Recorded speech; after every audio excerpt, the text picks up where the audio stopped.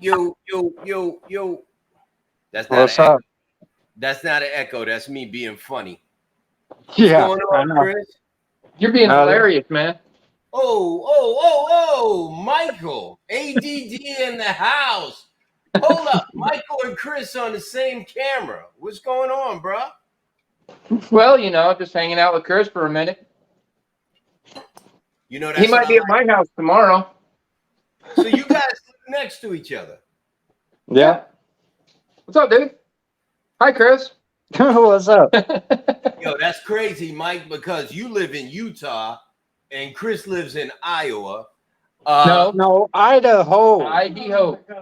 Sorry, you live in one of them states with an I in it. And They always get it mixed up with Iowa or even Ohio. I've even had people mix it up with Ohio too. Not even right. And we got Jennifer, the corporate debt collection wonder. What's up? Yo, what's up? Oh, snap. I thought somebody hacked Jennifer's account. It was Yo, what's up, dog? What's up, Jennifer? How are you? And I think Story real quick. some other people are going to be joining us as well. Listen, we're streaming simultaneously on YouTube and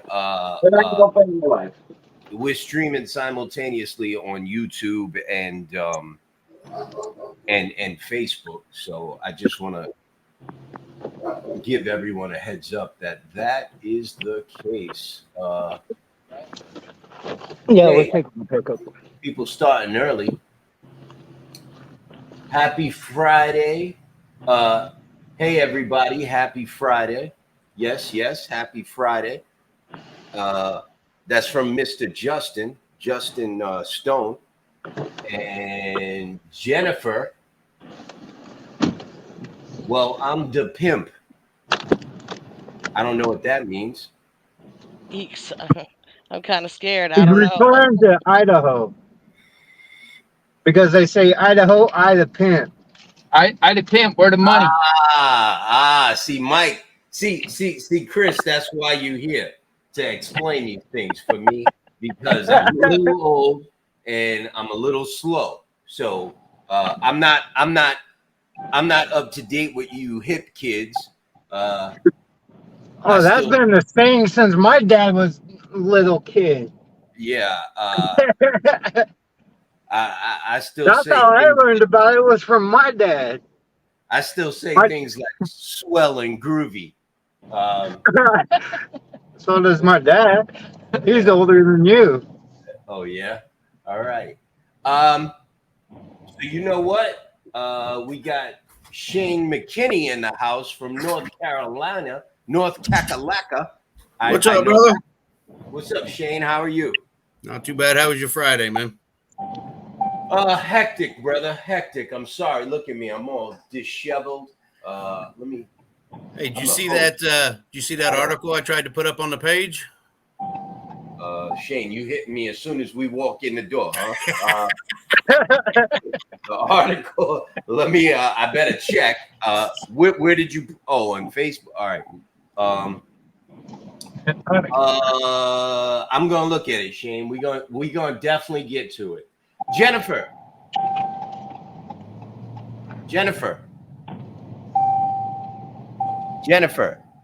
I think she's away. That would be you, Jeannie.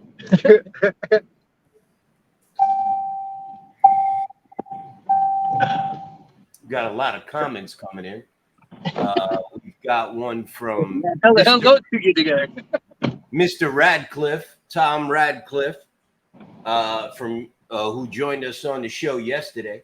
Shane, you give Kyle in Philly my number to call me. Yep. Yeah, you did. Yeah, he did. Tom, he told you yesterday. Bob, I believe Bob is in Indiana. Bob, don't get mad if I'm incorrect. He still says Nito. I hope that's a joke. LOL.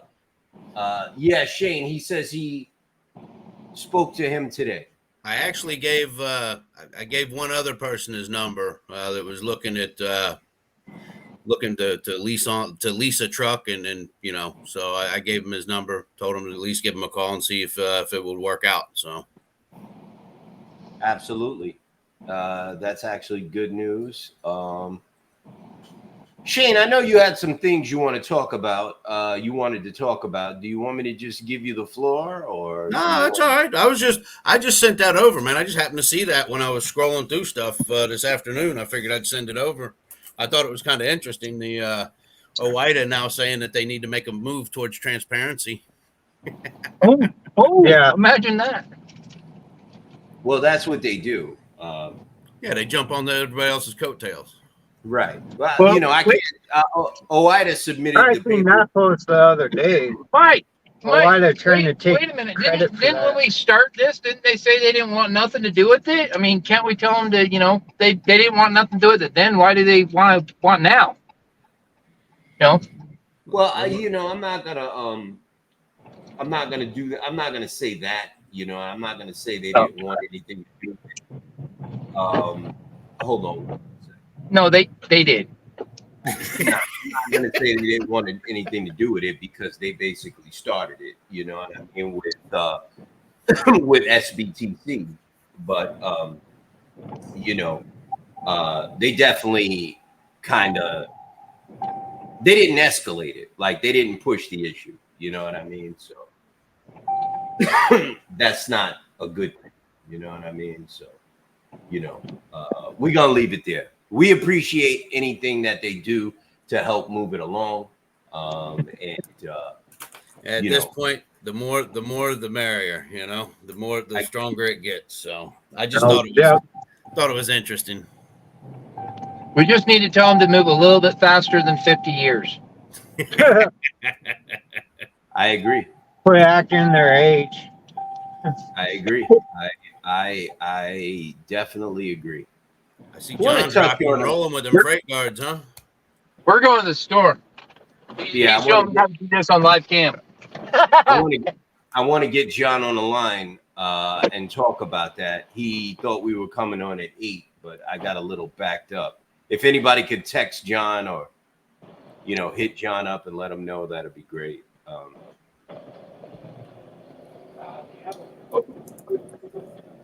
So I want to talk about this post in the group first, and then I want to jump over to OOIDA. As a matter of fact, let's start with OOIDA first, since we were already talking about them. I put a post in the group the other day about OOIDA and how their activities are a little suspicious. No, I'm out of Utah, so I come down in your neighborhood so you can come get them. Not the money. You guys, can you turn your microphone down a little bit? Thanks. You're referring to the donations, correct? Yes, sir. So I posted this in a group. I'm going to post it in here, but basically our research has uncovered that OOIDA pays 3 times. OOIDA donates 3 times what TIA donates to members of Congress. And we found Mike, that. Yeah. Sorry to interrupt you. John just said he's got dinner coming. He give him a bit. He'll come in for the next hour. Yeah, that's fine. So I wanted to touch on that. We know that OOIDA donates about 1.4 million. They donated about $1.4 million last year to senators and congressmen in Washington, and the TIA donated about $500,000, a little over $500,000 last year in Washington. But over the last 2 years, TIA has donated a little over $1 million to senators and congressmen in Washington, and OOIDA's donated almost $3 million to senators and congressmen in Washington in the last 2 years. So now we all know that TIA hasn't been around as long as OOIDA. OOIDA's been around for over 50 years. They were around before deregulation. And OOIDA is basically, they tout themselves as the, Jesus Christ, savior of all truckers, to the entire country and to Washington. And when I go in these meetings with senators and congressmen, they basically look at me like, who are you? Why should we listen to you? We listen to OOIDA. You know what I mean? And my point is, being around that long and making those kinds of donations, number one, where are they getting the money from? That can't be coming from membership dues. And number two, why don't they have more influence in Washington? I find that very curious. Like, they've been in Washington for how many presidents? 14? How many presidents would it be? Yeah, right? Nixon, Ford, Jimmy Carter, Ronald Reagan, Bush, Clinton, Bush, Obama. Trump, and now Sleepy Joe, right? Yeah. How many presidents was that? I lost count. Was that 10? Somewhere around there. I lost count. Accomplish something. I did, right? I used my fingers. You see that? I used my fingers. I don't know. You guys got any input on that? Because You've My seen my take on- comments. my take on something like that is you're dirty. You're justifying your existence. I mean, that's all you're there for. You're just justifying your existence. You're not doing anything. Why go forth and put forth effort when you're making the same money and you don't have to do a damn thing, and you're up there justifying your existence, rubbing elbows with those that you want to rub elbows with, but you ain't doing a damn thing what you say you're doing. Okay. Well, Chris? so one, how are they getting $3 million to be able to donate to senators and congressmen? Well, They're we found out a little information on that. I'm going to touch on that. I know they have their own insurance, but Our research has uncovered some information, unsubstantiated, I might add, but we're assuming, and our assumptions are based You're on You're speculating. our assumptions are based on facts. So I don't know if that means anything, but we're going to touch on that. Okay. you think? Who else is in here? Where's Mike? I'm getting on, man. I'm getting on. Getting linked up, so he's been having issues with his phone. So that's what TIA is given to Congress, individual senators and committees in Congress in the last 2 years, a little over $1 million. This is what OIDA is given in the last 2 years.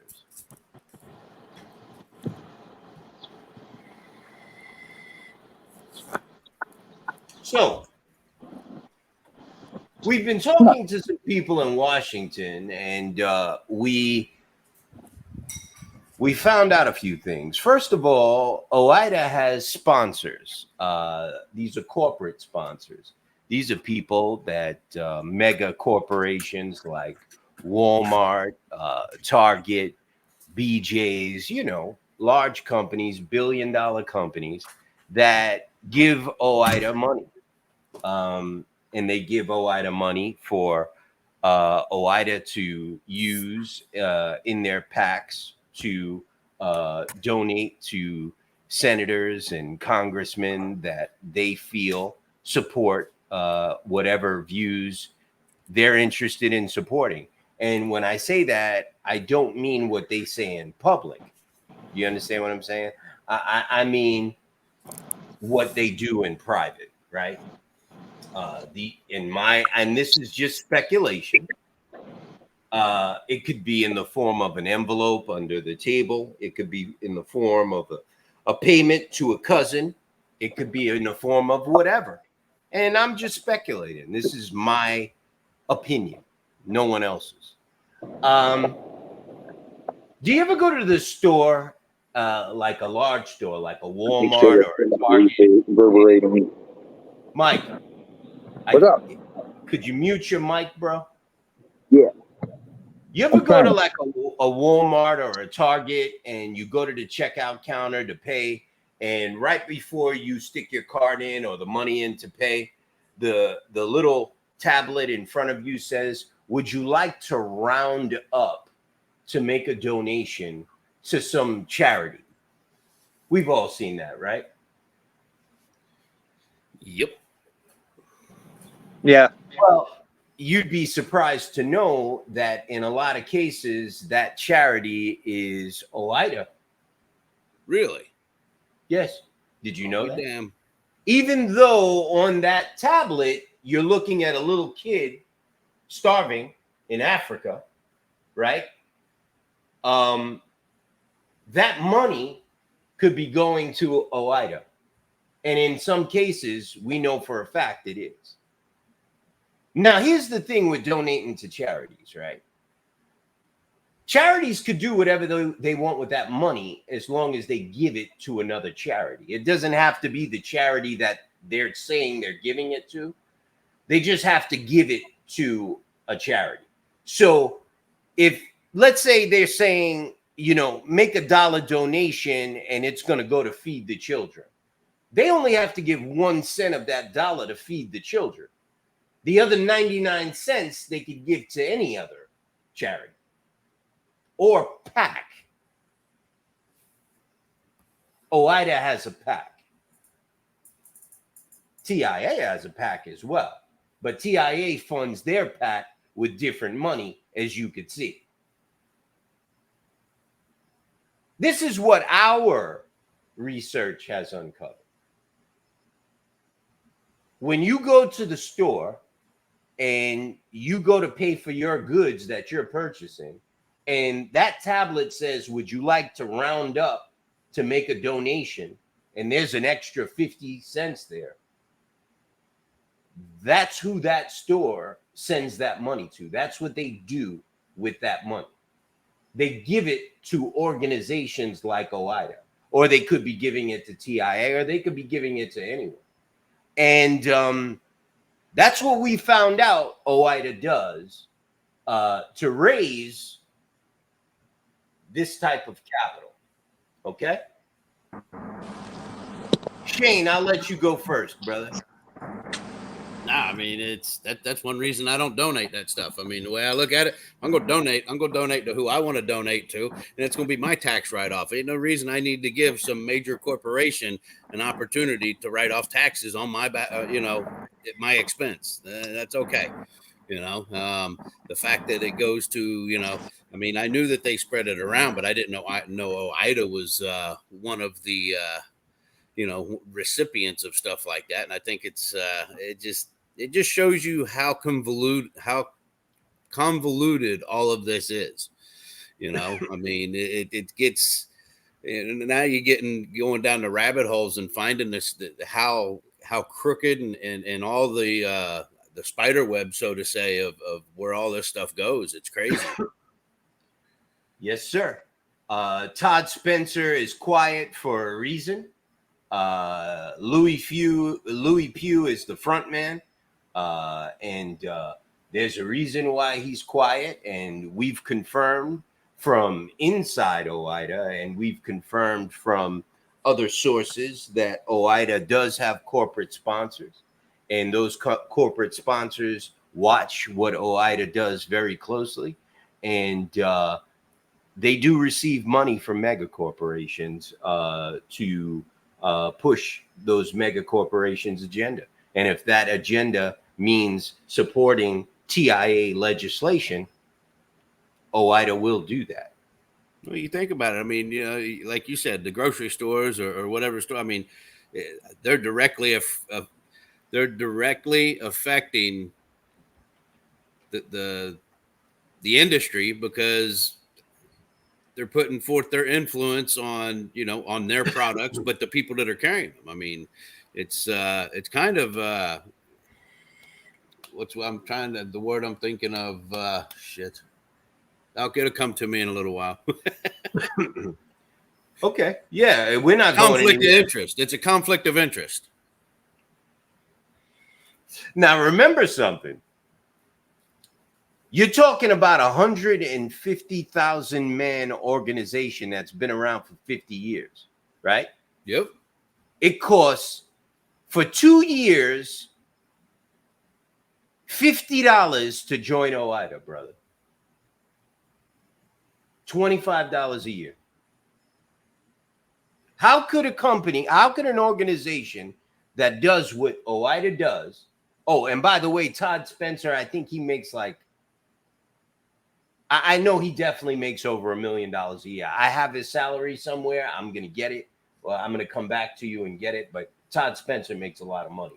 See, that's how they sell it. That's how they sell it to everybody. Oh, only $50, for 2 years. You'll be, you're a member. Yeah.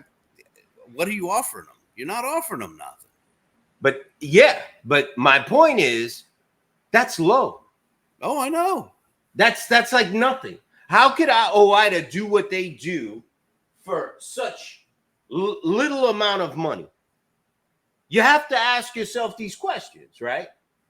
How could they be in Washington for so long, have the influence that they have, lobby as much as they do, and $50 for a 2-year membership? It makes absolutely no sense. Mike, go ahead. You got the floor, brother. Why do I got the floor? Because I got research, brother. I got things to do while you're talking. You got to help me out. Oh, well, what am I supposed to talk about? I mean, right over there's Chris. Chris, go ahead, brother. Close your mic real quick. I'm trying. Well, So with OIDA, we already know OIDA's crooked. So I've known that from the beginning since I heard about them. So, and that was before I even got into trucking. That's why I've never bought a membership. I've never been a member of OIDA. Yeah. here's some figures here. So I actually had family that were truck drivers, and even some of my dad's friends were truck drivers, and that's how I found out about OIDA. But and that's how I know quite a bit about the industry too when I started my trucking.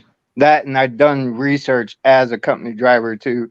Every company that I drove for, I'd talk to them about the industry and everything. And even some of the companies even talked about OIDA being crooked, like the mega carriers and, smaller companies that I worked for. So, I mean, it's pretty well known. I hear you.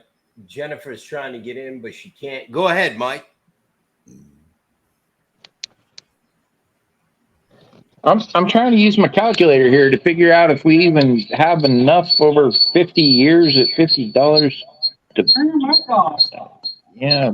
No, that God. would be some very creative investing, brother. Yeah, real creative. I can't figure out how they came up with those figures.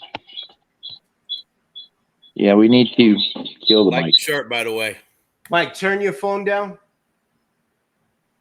My phone's all the way down. It's Chris's phone is reverb to my mic. Chris, turn that down. So I got something else I want to put on the screen real quick here. Some more goodies on Todd Spencer. Todd Spencer, by the way, for people who do not know, is the president of OIDA.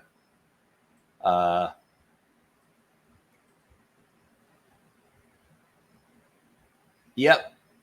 We've got a lot of information on OIDA. That is a lot of money. They are very active in the Washington environment, Washington Dog and pony show.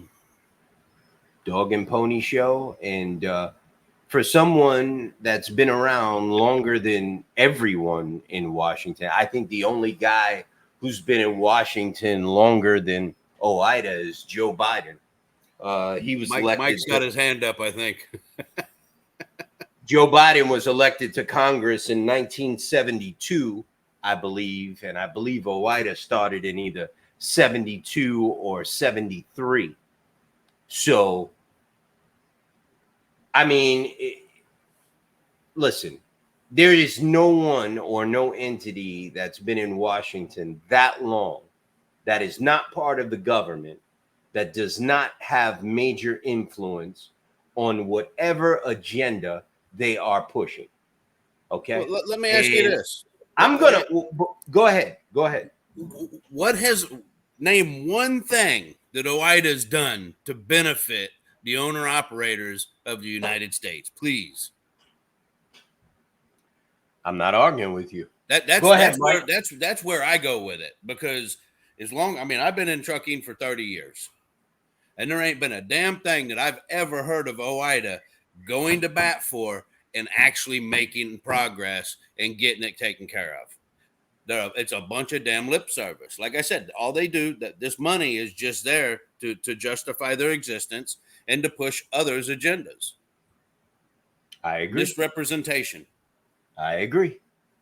Chris? No, I totally agree with you. Yeah, fucking Mark. I spilled it on your. Ellie will drink it. No, this is Red Bull. Mike, She'll still. I need it. Yeah, Mike he had- did. is he logging back in? No, we're just going to use my phone because it's getting too much Alright. feedback with us being in the same area. When you're So- when you're done with your comment, give the phone to Mike. Yeah, As soon as I clean up my mess, bro. yeah, he spilled his Red Bull all over my floor. But Be late momentarily. I mean, Shane's right. OIDA really hasn't done anything for the owner operators since they started doing. Yeah. At first they did. At first you seen a little improvement, but after deregulation and them, So it's kind of full, but. I can't remember who actually started OIDA. I can't remember his name, but he left and it went downhill. Like it just became corrupt to They where sold out. it was just all about the money. Yeah, they sold out. I mean, that's just like anybody Yeah, else. I yeah, mean, they sold out, and basically, I think what happened was TIA actually started right around then. They were probably in business for like maybe a couple years already, but that's when the corruption started.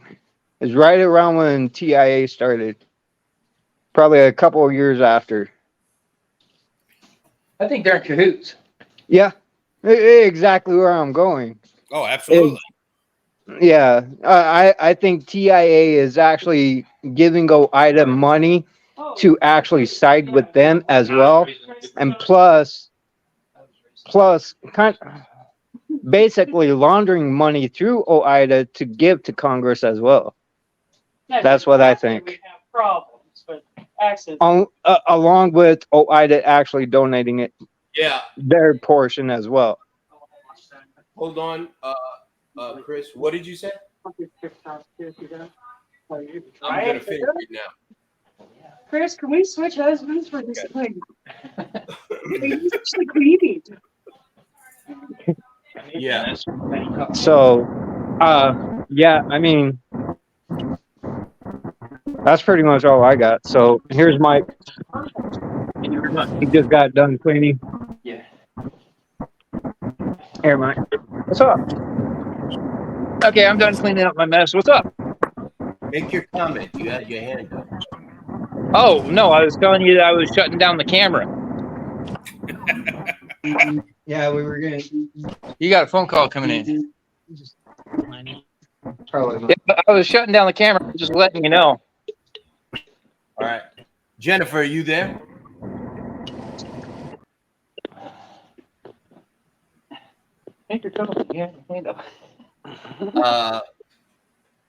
So I got a couple of comments here.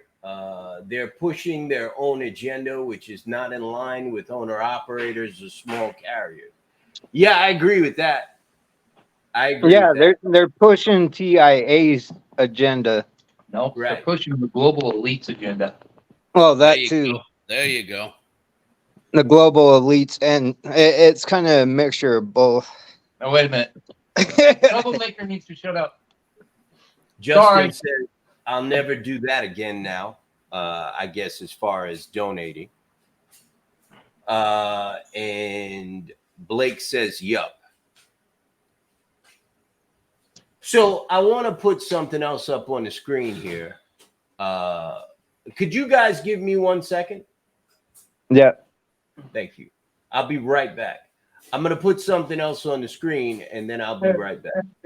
Take a look at this.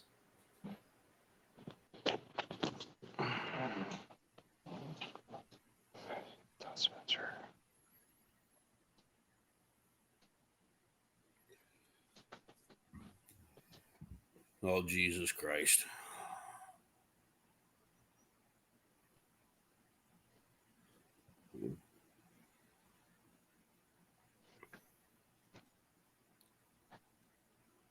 Oh, Jesus. I think he just wants to get up there and snuggle up with Budacek. Right? Let's say. Kelly's over there trying to lick it out. We'll go up there and spoon in the office together.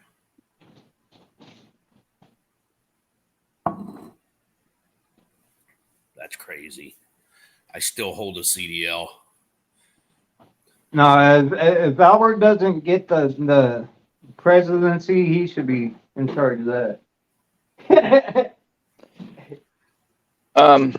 Need a bunch of people to get together and go snatch his CDL out of his pocket. Yeah.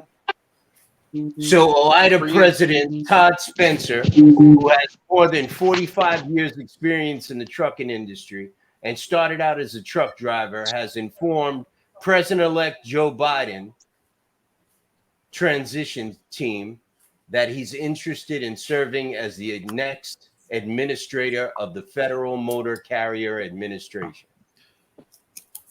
Wow, imagine that. That Who was the hell in do we 20 write to contest that? That was in 2020. You'd So think that he might be, working his way up in the Democratic Party. You mean My working whole his way under thing- the table? My whole thing that's called influence. Mm-hmm. That when you want something for yourself, you write the president of the United States a letter. yeah. But You when, won't do it for the people that you're supposedly representing. exactly. You see what I'm saying? In 2020, OIDA joined that petition with SBTC for asking, try to get Congress to force transparency. Right? And while they were doing that, Todd Spencer was trying to become the head of the FMCSA. It's right here. Hey, Mike, you better put it out there that you have no intention of you have no intention of suiciding yourself. You're getting deep now, bro. You need to put that PSA out there right now. Serious. Yeah. You have no intention of suiciding yourself. In any case, won't donate at a store again. Like Sean said, I'll donate directly to who I want to get the tax write-off. I agree with that. Yeah, and that's been a known scandal for a number of years, at least 10. I didn't know. I Really? had no idea Yeah, I've heard about it. To Walmart's, I don't ever give nothing. Listen, I mean, St. Jude's is about the only one that I would give to, and I ain't doing it to a damn grocery store, man. Right. St. Jude's is about you look, all the Salvation Army, this and that, Goodwill. You look at the money those CEOs make. They don't need my freaking dollar. They don't need my 50 cents. Oh, hell, I can use it better than they can. Yep. I'm a broke ass fucking trucker. we could use our dollars better than the federal government at this point in time. Exactly. So I got a question. So out of the 45 years of Todd Spencer's trucking experience, how long of that was he actually in the truck? And did he ever was an owner operator? No, he ran for Doogie Hunt. I don't know. That's a good one. How long's he been with OIDA? As a Uh, representative? Over 20 at least, I That's think. what I'm saying. I mean, I'll find out. Exactly. Tom says he wants a government check. Don't they all? Justin says, "Boo, boo, get off the stage, Todd Spencer."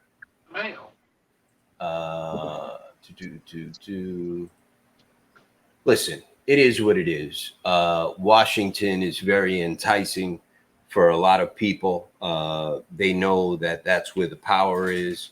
That's where the money is, and it is what it is. And I'm showing this because I am not a fool. I know that, we've all lived in this country long enough to know that people like Todd Spencer and some of these politicians, they tend to be dirty.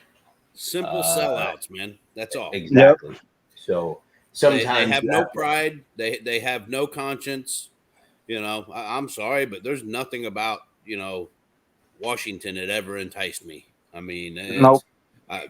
Listen, I got too much pride, man. I mean, I don't like something, I'm going to say what I think. I'm not going to go jump on the bandwagon just because the money's there. I mean, I've had opportunity to do that before, man. I'm still a broke joke. So, I mean, and listen and think about the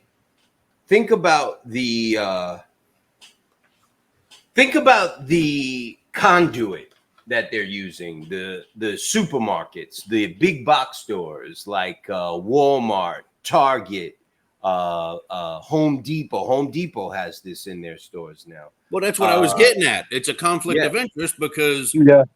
they're They're the ones that are making the most. Yeah. They're the ones that benefited the most in the last 43 years from the Motor Carrier Act of 1980.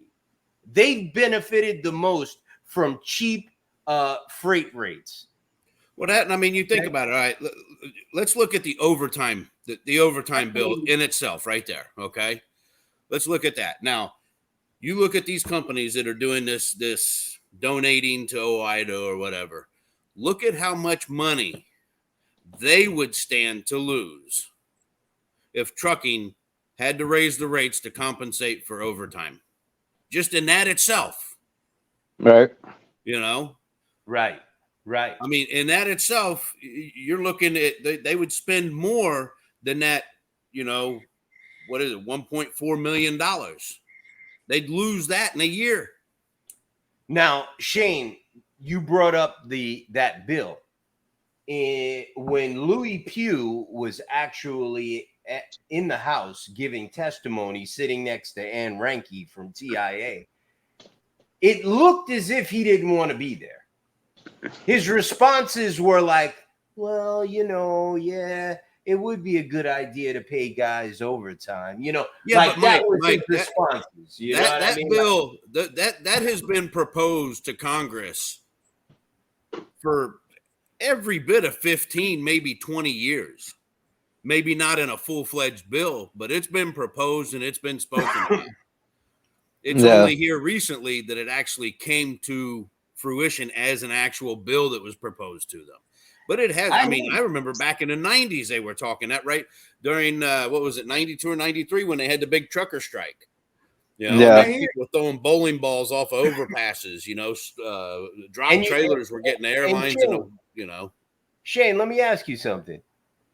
Why was Ann Reinke from TIA sitting next to Louis Pugh giving testimony on? I can't say on your live. I can't say on your live. We'll get kicked off. I asked my people down in Washington the same question. Like, I was banging on my desk, like, why was she there? There was something banging on that desk too, but it was. Yeah. Why was Ann Reinke from TIA giving testimony about 101 now? They were comparing things. Let's just put it that way. They came right out and told me she pays to be there. Yeah. She pays to be there for no other reason. They showed me this information. That's how this came about. They had, I sat, and you got to understand, when I talk to these guys, I scream, I yell, I'm flipping. You know what I mean? But see, that's the problem. That's the problem. They have become so complacent with it that they're blatant and they throw it right in our face. Like, what the hell are you going to do? We're going to tell you what we're doing, and you ain't going to do a damn thing about it. That's the problem. Yep. Yeah, no, I agree. And what needs to happen is some of us need to actually be in there, like the actual owner operators that go in there, and even a couple of company drivers. That'd be great, but they won't allow that. Exactly. What But do you mean? They wouldn't allow that.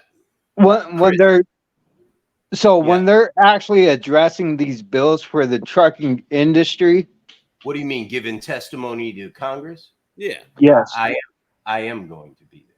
Yeah. Oh, all My- right. yeah, I know you will be, and that's where I see us having the advantage now. Right. You know what I mean? Because now we have at least you. You know, you're the company side At and least the you're owner right. operator side. No, he's yeah. the truck driver side. Jennifer, are you there? Right. Jennifer? Well, what I'm saying is like a company side because he has They're having multiple their own show. trucks. Don't worry about them. Like, you know what I mean? Yeah. Not like a mega side, but Jennifer, are you there? I am here. Can you hear me now? I hear you now. We're gonna get to you. Michael, you have a comment? I don't have my hand up. Okay. All right. Okay. Go ahead. I don't have my hand up. Your name is not Shane either. Now the thing about what you said, yes, you're going to be there, but like you said, Right. for what, the last 40, 50 years, OOIDA's been there. And Exactly. OOIDA has taken the stance misrepresenting and falsely stating that they're in there Right. representing the owner operators. Well, guess what? They're the only ones that was in there and allowed in there to represent the owner operators. Now you're going to be, and listen, you're going to be the redheaded stepchild now. Right. I want everyone to understand this too. We are the new kids on the block, right? So Right. a lot of these senators and congressmen, they don't know us. And when I go in these meetings, especially the last couple I've been in, as I keep saying, Ted Cruz was a very weird meeting. And every time I go into one of these meetings, they bring up OOIDA. Like, well, we've been speaking to OOIDA about this. Have you talked to OOIDA? And that's weird. OOIDA didn't bring that up. And what about OOIDA? Are you affiliated with OOIDA? These are the questions that come up. And because they're a dog and pony show. That's all it's there is for a representation to say that, okay, we have somebody here that we're talking to that represents the carriers. They may not be doing a damn thing, but guess what? We're talking to them. Shane, you are totally correct. And in the Ted Cruz meeting, we were going back and forth. Everyone was going back and forth. And then this one guy pops up and he says, I remember this guy. I can't remember his name. I think his name was Paul Weitz or something like that. He talks. He is the liaison between Ted Cruz's office and the DOT and the FMCSA. He's a direct contact. So he comes out. He just quiets the room, and he says, "Let me ask you something." He's looking directly at me. He says, "Let me ask you something. How long have you been around? How long has NOAA been around?"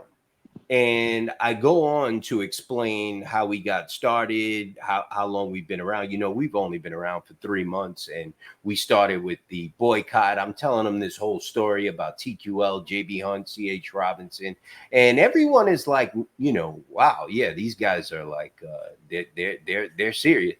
He looks right in the camera and he says, "Well, now that explains everything." I swear to you, that's what he said. Well, now that explains everything. What is As everything? if we're a bunch of jokers that don't know anything, like we're stupid. That's not what he meant. No, that's not what he meant. It meant that you're too new on the block and you haven't been bought yet. That's exactly what it meant. That's what I was. Yep. Those are the next words out of my mouth. You haven't We been don't know able to how be the bought game yet. is played. We don't know how the game is played. That's what he meant. And because he was young and he has a big mouth, and I am not, I listened. And I left that meeting and we started digging. We started looking. And we figured out exactly what you just said, Shane. That's what he meant. We don't know how the game is played. And OOIDA does. That's why nothing has been done in the last 43 years. They paint the picture.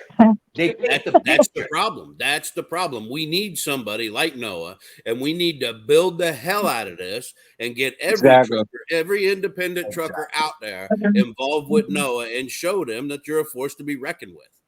You know? Go ahead, Mike. Go ahead, Mike. I just wanted to ask you real quick. I mean, if it had been you sitting there in, up there in Congress when the ELD went through, I don't think we'd have the ELD right now because we're not playing their stupid ass games no more. Well, look, I think no matter what, you would have had an ELD. I just think that you have the opportunity now to get rid of the ELD. The problem with I the really ELD, do think you have a problem with the strong With all the research that they've done, I could see them getting rid of it. Yes. They did the research before. They did that so they could track every truck so they knew Yeah. what they could do. exactly. That's all it was for. Well, Problem with I'm the saying, ELD yeah, is when it with before all it the was- tracking and everything, and showing that the brokers are I'll have to using show that. you where you go into the ELD and you actually unplug the GPS so they can't find you. It's pretty cool. and It just No, unplugs. and if hey, you listen, look- I really? unplugged the ELD and run like hell. if you look now, you could see there was a press release released yesterday by the FMCSA, and they are looking into that now. They're trying to look in to see if they're trying to use the information from ELDs to find out if it is. Let me get the press release up. See, that's the problem. See, Sorry, that Mike. right here goes back to what we were talking about, okay? OOIDA. Now, had OOIDA represented the way that they were supposed to, now, ELDs were only implemented here a couple years ago. Yet, the electronic monitoring in the trucks were used for 5 to 7 years prior to when the law went into effect. Thanks Why? to Warner. Because OOIDA stood there and represented right along with them to put the ELDs in the trucks. And they didn't dispute it the least little bit. So now they're going to go through, they're going to make all these findings of how the ELDs are negatively affecting the industry.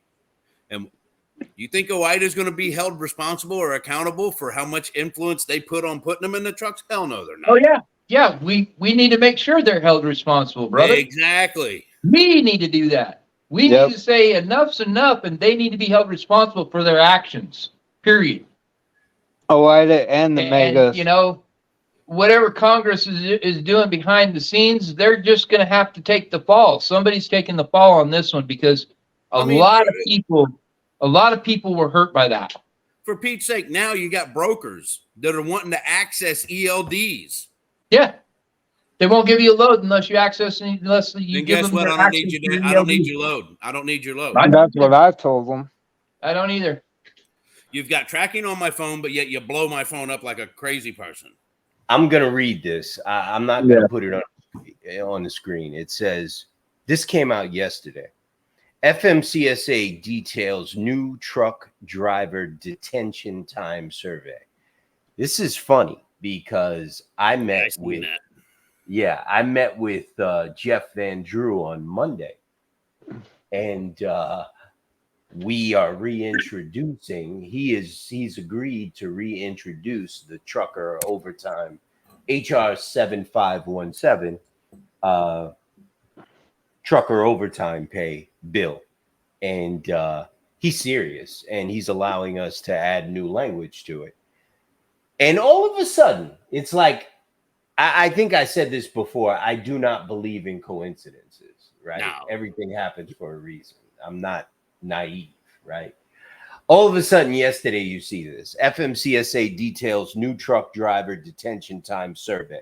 A 2018 analysis by the U.S. Department of Transportation's Office of Inspector General estimated that a 15-minute increase in average dwell time, the total time spent by a truck at a facility, increases the average expected crash rate by 6.2%. The theory being drivers paid by the mile or by the load have an incentive to make up lost time by speeding.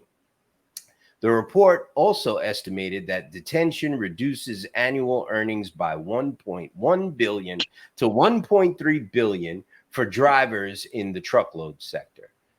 In 2020, Democratic lawmakers attempted to include in a highway reauthorization bill not only a detention time study, but a follow-on rulemaking to establish limits the amount of time a driver could be detained by a shipper or receiver before being required to be compensated for lost time.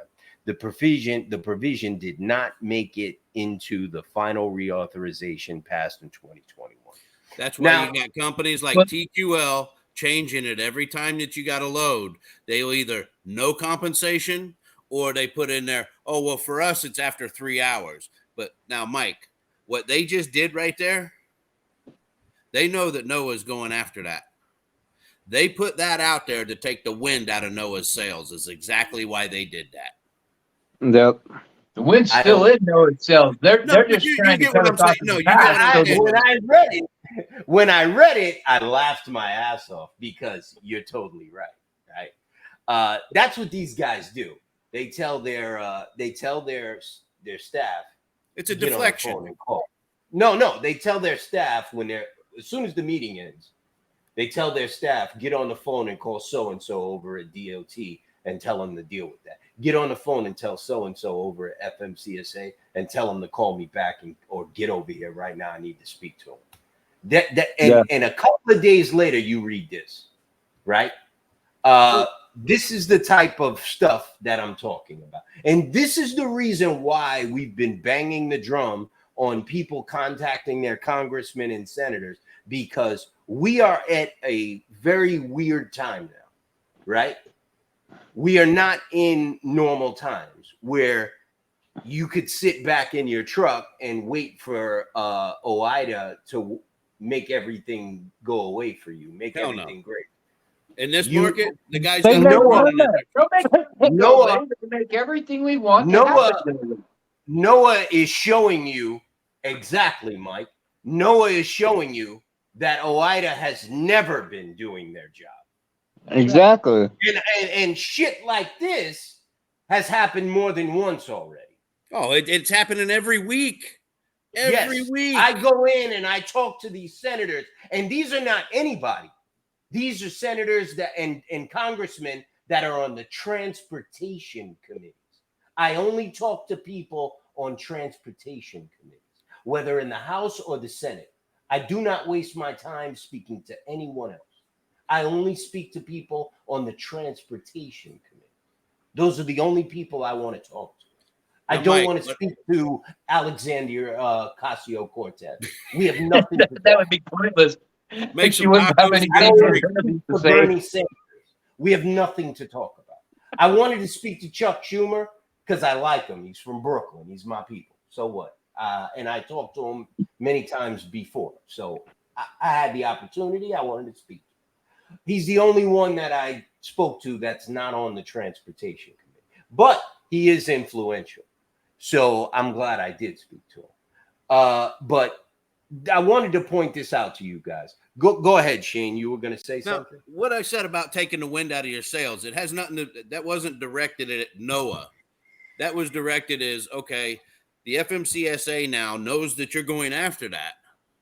So what they're doing now is they're going to do a deflection to take away the efforts put forth to Noah. They're going to be like, oh, okay, well, yeah, they're chopping up that, you know, they're barking up that tree, but we already got it handled, you know, in a sense. So, But check this out, King. so it takes a little bit of attention away from Noah, and it's bullshit tactics, man. You know. But Go check ahead. this out. I mean, we're talking about coincidences before. Okay, me and Mike, we can tell you. The first week we were in, TQL said we're going on vacation for a week. We're going to pay our employees, and this will be done in a week. They came back in a week, right? Okay, so we started our petition, and we sent it to the FMCSA. Now, miraculously, the transparency had not been heard since 2000. But miraculously, exactly 1 week and 3 days later, all of a sudden, the FMCSA is willing to hear it. This is before we've ever even released our petition. They're now wanting to reopen it to hear it. So then we sent them the petition. They then said, oh, last minute decision, we're going with the truckers. Because they've seen 17,000 signatures on that petition and went, oh shit, we're in trouble. We need to give them a bone. Then they went back and said, oh, we're not going to be able to hear this till October. We're not going to be able to do anything with this till October. We told them we don't care what we do with it. Hold on, Mike. Ted Cruz's people brought that up. They said the reason it got delayed, the reason it got pushed back to October was because of us. They said that we bombarded the FMCSA and the DOT with so many responses.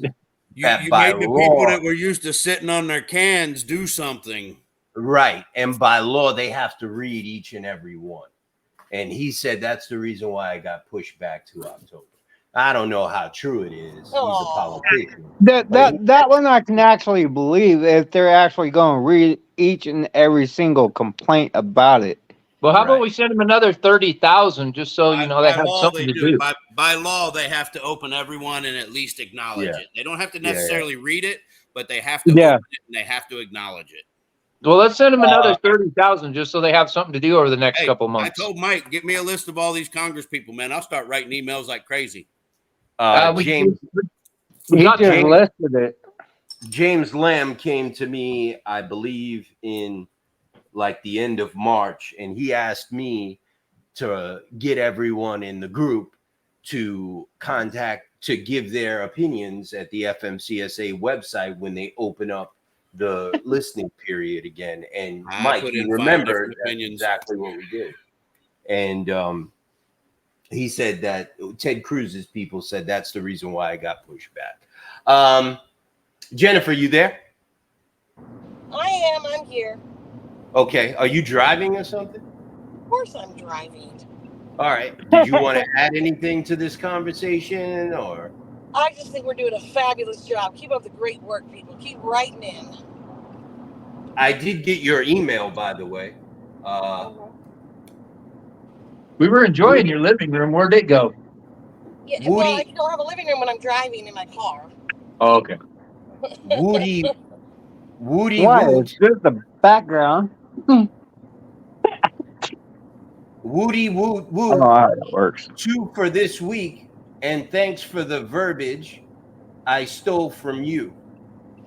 This one is a NOAA client. Did you get another freight guard removed? So yeah, I've gotten 2 freight guard removes this week. One was a Tucker Albin and Associates client, and then this one was a NOAA client that he was actually somebody that called me a couple of months ago, and he was the one that had the $900 load going to Rivian, and he got stuck for like 3 days there, and I called Rivian and I called the shipper going, hey, you can't just hold up a truck that you put it straight through delivery. And anyway, so we got him taken care of finally with that load, but he's been trying to get this freight guard removed, and he's been politely asking Martin to remove this freight guard, and they just were like, no, it's not, there's nothing wrong with it, it's factual, we're not going to remove it. But it was 2 years old, and it was just basically some misclarification on some layover. They asked for additional layover.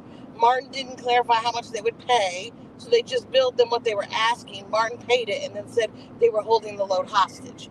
They weren't really holding it hostage. There was just not a confirmed amount ever deemed out there. So anyways, we finally got it removed. Hey, kudos for the carrier for collecting on it. Hey, since we're on this freight guard deal, someone posted up about a dispatching service putting a freight guard on them. The only way they could do that Impossible. 100% It's impossible. exactly, but at the same time, there are brokerages, and it's been known that there's brokerages that have a No, dispatching no, no, no, no. service as Listen, well. let me explain something to you. Carrier 411, Yeah, I I have a know. brokerage and I own a dispatch service. As soon as Carrier 411 finds out that you have a dispatch service, they will take your money and they will cancel your account. I fought like hell to get my money back from that account. Oh yeah. Okay, Oh yeah. They will not associate with anybody that has a dispatch service. Or Right. carrier authority. Or a carrier authority, right? So they only want to Well, talk to yeah. brokers. Brokers can say that the carrier is hauling green unicorns and illegally, and they will put it up there. They don't care what it says. You know, it's fine. That's okay. They got a few reviews on me from me, so. Todd Spencer, Jim Johnson died at 78. In 2018, Todd Spencer took over. Okay? 6 years.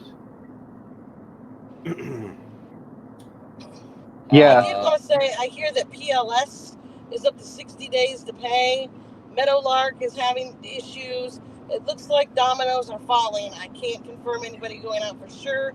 There was another, I saw today another 150 trucks going down, closing October, in the middle of October.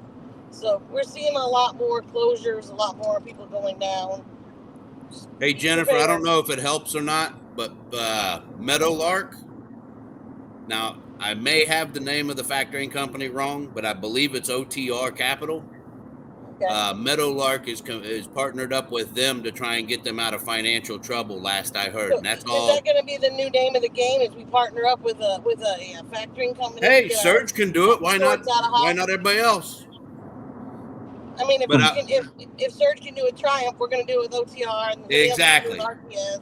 But that's why I put that on there for Caitlin today. I said, tell your carrier to go after OTR.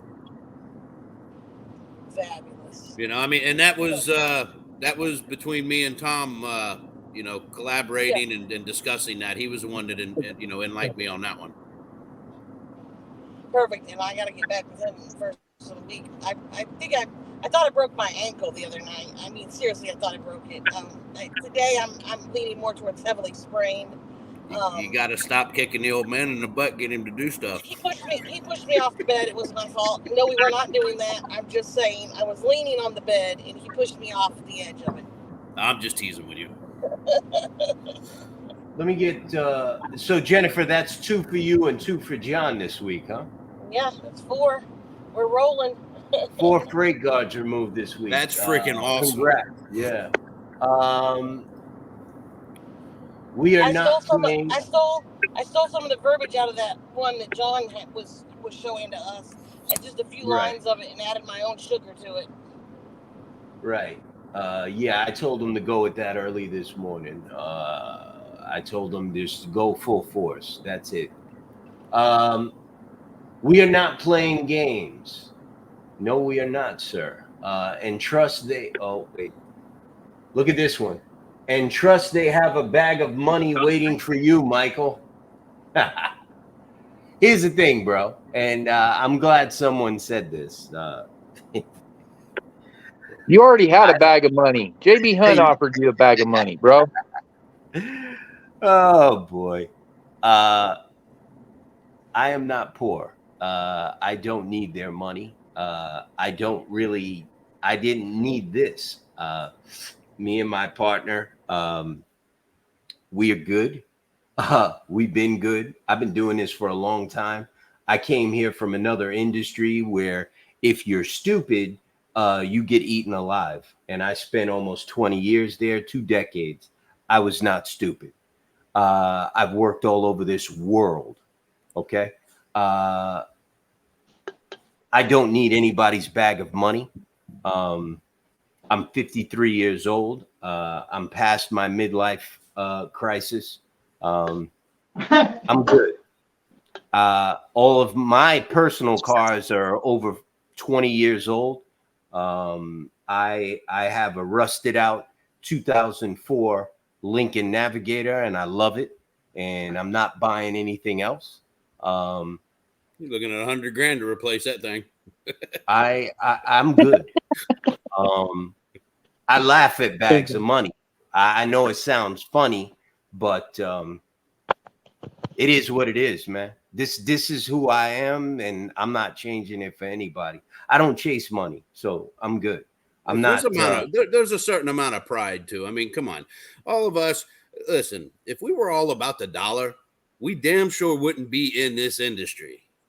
Exactly. You know? Yes, the money can be good, but you know what? It's also there's a hell of a lot easier money to be made out there than what we've invested our lives into. You know, most of us that are here, you know, once a trucker, always a trucker. If not, you just a steering wheel holder and you're just in it until you can find something else.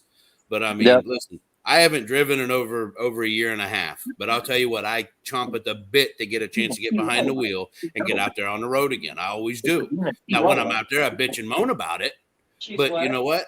That's where I'm comfortable, you know? I hear you. Yep. This ain't about money. So No, it's not. Research showed most accidents happen after the 11th hour. That's why hours of service came into play. ELD and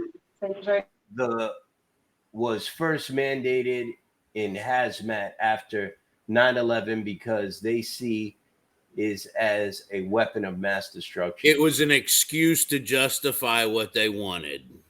Yeah. I agree with that. I agree with this comment too. That would be a breach of security if anyone had access to my HAZ loads. Exactly. Yep. That shit really happens. I got a phone call all from PAPUC, one saying they just got a call from FMCSA to get to my place and see what I'm up to. PA told them there's no need for that. Yep. Now let me ask you, and I'm sure. Listen, I mean, I may be talking kind of blindly here, but I'm sure that this is already addressed. But in reviewing all of these bills and proposals that are put forth on the truckers' behalf from these congressmen and stuff, does NOAA or do you contact other senators that are putting forth proposals for other stuff to possibly back some of the stuff that's put in by others? I'll show you my dogs. Oh, Absolutely. Those are the first people we contact. Okay. No. I mean, that's you know, I mean, I know it was a logical question, but it just, you know. My people in Washington, they're very smart. That's the first thing they do. They find people in Congress that are friendly towards trucker issues. That is the strategy that we take. You should know that they also increase their staff just for us, and they've added more people to focus on our lobbying efforts and legislation. So yes, answer to your question is yes. Comment, PLS sucks. I guess that's for Jennifer. Surge teamed up with Triumph. Yep. Yes. Jennifer actually got the letter stating that was the case. Is that correct, Jennifer? That is correct. so didn't I hear that Triumph was going under too? No, they're too big. Heck no. I didn't hear Jennifer, that. you got my message about Triumph the other day, right? Where they had that internal embezzlement issue with one of my carriers. What's that? Yeah, I did. I got it. Okay. A little update here. Blake Alvarez Foss did put together a nice post in the group. It's pinned to the top. It is a list of every congressman and senator in Washington and a pre-written letter that you can just sign your name to and send to your congressman. There's a link here for all of the states.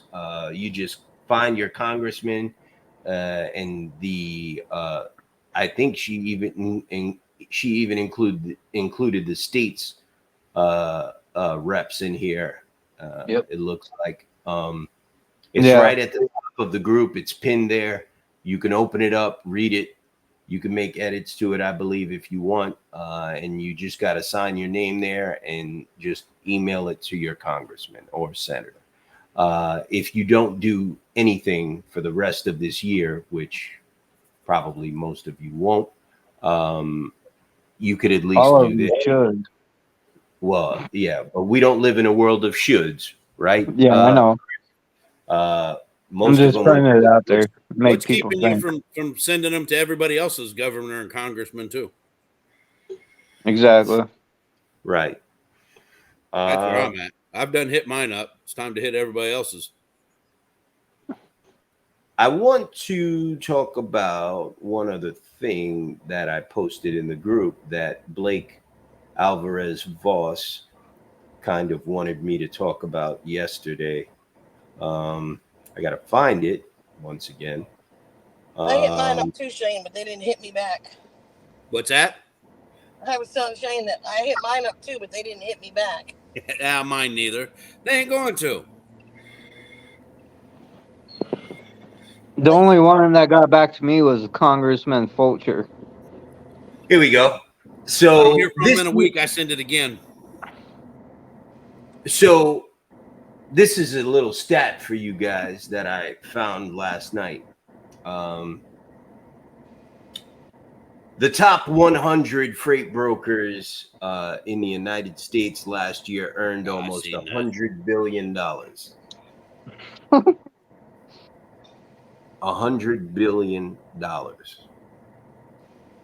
Do you know That was what- revenue too, right? Yes. Do you know So what? that's not gross. That's revenue after all bills paid. No, that's gross, bro. Oh, was it gross? Yes. I thought I seen it as revenue, but still. I got another one for you. You ready? No, You know 'cause I what, think Owen? I just got sick. Do you know Right. what? Do you know what you earned?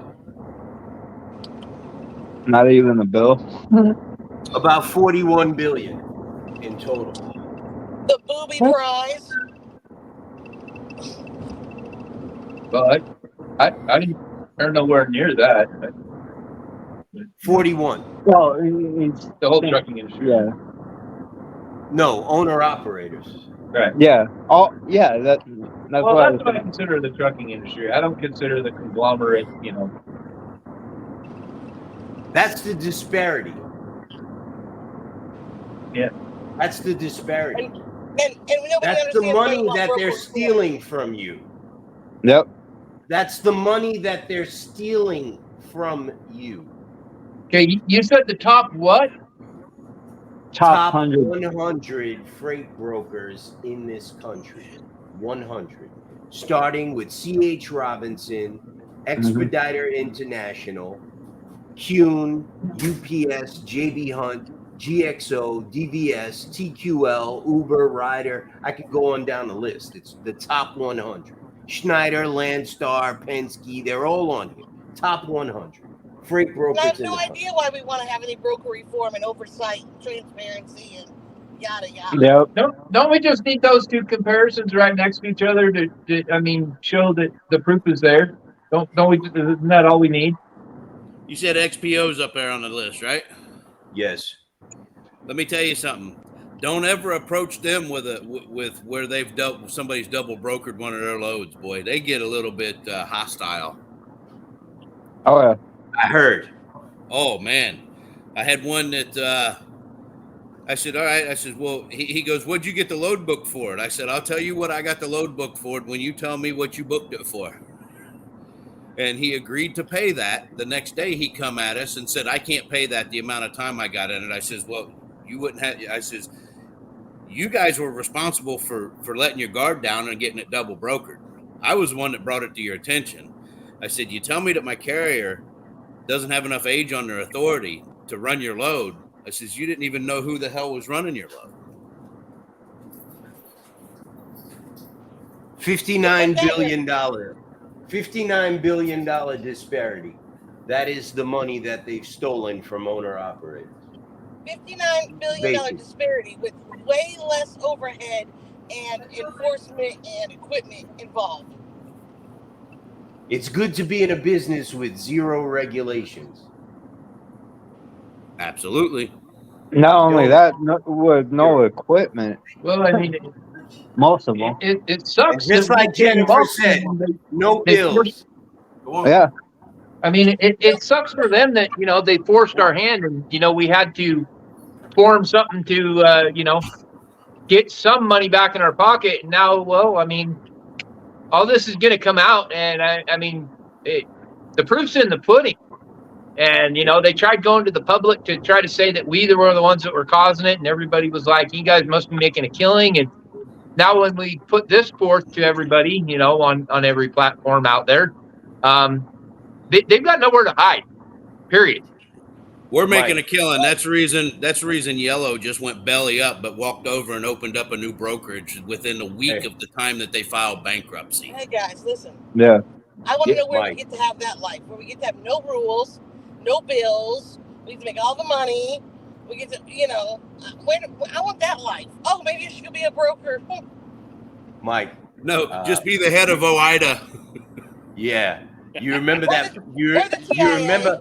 Hey, it makes me think about that scene, my meeting with Ted Cruz. You remember that scene in American Gangster when Denzel Washington gets pulled out of the car, he's driving with his wife, I think, or his brother, and he's got like all the heroin in the trunk. Oh, And yeah. Pulls him out, and he says, "What's the matter, Frank? You don't like paying your bills?" And then Frank comes back. He says, "If you're not happy with your cut, if you're not getting your cut, I suggest you talk to the chief of police." Yeah. I felt like that when I walked out of that Ted Cruz meeting, brother. It was really like, it was really crazy, man. When I think back on it, I understand exactly what this guy was talking about, man. It's just, it's I can corrupt. only bro. imagine the sense of satisfaction you feel Well- in something like that. well, 'Cause I'll tell you, when we, you know, there's been a couple occasions when I've had some of my clients. One was with Coyote, one with TQL. Coyote was actually they held my client on a job. They unloaded 3/4 of his trailer, came out and told him that he had to leave the premises. They called the police on him. I gave my spiel to the police. You know, listen, apparently you don't know interstate commerce law, blah, blah, blah. They let him stay there. It was an Ocean Spray account in Kutztown, Pennsylvania. And before it was all said and done, I believe it was 2 or 3 days they held him there. I sent them an invoice for over $10,000. And I used to be able to get in touch with Coyote's office personnel. Well, that ceased right after that, but they ended up paying, I think it was $3,900 to this carrier because I had him by the short hairs. You know, I mean, I didn't sleep for the 2 nights that he was there. I was trying to figure out a way. I was tired of these guys backing these carriers into a hole, man. I was like, there's got to be a way, and I ended up finding a way, and I was able to get him compensated for it. Good for you, Shane. Way to go. Well, you Blake gotta Alvarez Foss says, "My goal was to make it as effortless as I could," referring to that letter. That's in the group right now, pinned to the top, that you could just sign your name to and send in to your representative in Washington. "Our time is valuable. Your time is precious. Searching to contact your senator or state's governor can be time consuming. Writing a letter addressing issues is more time taken. It's worth it no matter how you utilize copy and paste your own words. Spread the word far and wide. Copy the doc and have your mothers, fathers, brothers, sisters, cousins, uncles, aunts, all your homies do the same." Look, a No. But lot of you times, forgot the dogs. You forgot the dogs because they The actually dogs get, and the they actually cats. get Hey. ballots. and the Listen, horses and the do like the pigs. Democrats do. List all your dead relatives too. Exactly. That's right. I mean, a lot of times Yes. the reason that people don't reach out to their senators and congressmen is because they don't know how to write a letter. They don't know where to start. They don't know where to begin. So by having this right there in their hands, there's no excuse for anyone not to reach out. And I mean, it just takes a minute to send an email. So That's true. Jennifer, Yeah. I'll have to send you the letter that I sent to my congressman, which actually had the words, "I doubt that anything will be done about this, but I figured I would let you know. And if nothing is basically done about it, then it's on you." And I just talk like I talk. It's I could care less what you think. oh Lord, I, you lost That's your what they train of don't like thought about 5 us. times in that letter. huh? I said you lost your train of thought 5 times in that letter. I probably did, but my wife helped me and she went over it, and then we found my train of thought again, and we added that back in. Excellent, perfect. Yeah. I was just teasing you. Hey, fellas, I got to cut out this evening. So, y'all have a good rest of the weekend. And we'll see you next week. All right. All right, Shane. All right. Have a See good you, one. Shane. Shane. All right. All Take right, care, man. guys. All right. Thank you. I want to touch on another.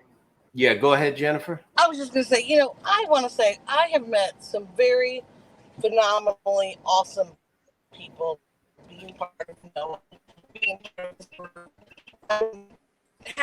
Now we're losing her. Martin, You breaking up, Jennifer? you're rubber banding. Oh man. Oh, we might have lost her. Just as we were finding about awesome people. All right. Damn. Jennifer? Why does it always happen when it's something Good. important? Yeah. Yeah. Good. We were getting good. I want to talk about this post that Cacao Blanco put up today. It is a issue that always comes up. It's like a talking point. I think I know which one you're talking about. It's your fault because you're not negotiating properly. I want to talk about that because I wonder there's what you could negotiate because I can't get 10 cents more out of them. Right. So I'm just going to go ahead and read this. This was put in the group today, but it's funny because I was actually thinking about this last night. And right before I went to bed, this was on my mind. And I really spent some time thinking about this theory that everything would be great if people negotiated better. And I want to read this to you because this has been an issue that has been going on for a very long time. This is before COVID. This is not a new issue. It's something that's been going on for a long time. Very long time. Learn to negotiate! Exclamation point. People say things like say no to cheap freight, or they float ideas about shutting down until brokers are forced to pay more. There are dozens of posts in this group alone talking about how brokers are manipulating the market. If carriers want to be in control, why is one of the first questions they ask, what does this pay? What does it pay?